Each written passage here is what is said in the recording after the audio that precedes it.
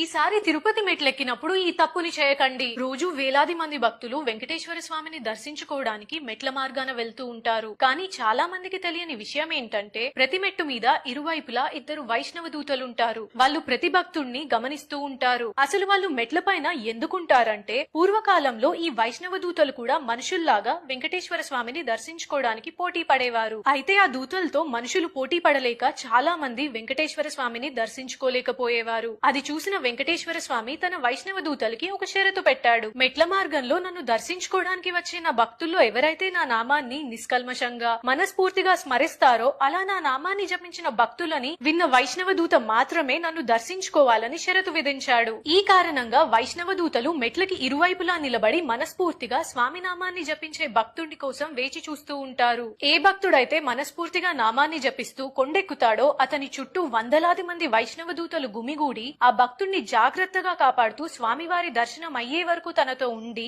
ఆ భక్తుడికి ఎటువంటి ఆటంకం రాకుండా చూసి అతను కొండ దిగాక అంతా మంచి జరగాలని దీవించి మళ్లీ తొందరలో వచ్చి స్వామివారిని దర్శించుకోవాలని కోరుకొని ఇటువంటి భక్తులు రోజులో ఎంతమంది దర్శించుకుంటారో ప్రతిరోజు రాత్రి స్వామివారికి లెక్క చెప్తారట. అందుకే ఈసారి మీరు తిరుపతి వెళ్ళినప్పుడు మనస్ఫూర్తిగా స్వామివారి నామాన్ని జపించండి.